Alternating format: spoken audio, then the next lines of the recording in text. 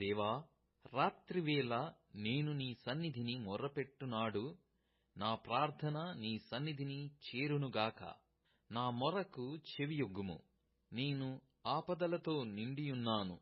నా ప్రాణము పాతాళమునకు సమీపించియున్నది. సమాధిలోనికి దిగువారిలో నేనొకనిగా ఎంచబడితిని.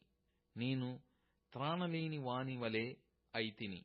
చచ్చిన వారిలో విడవబడిన వాడనైతిని.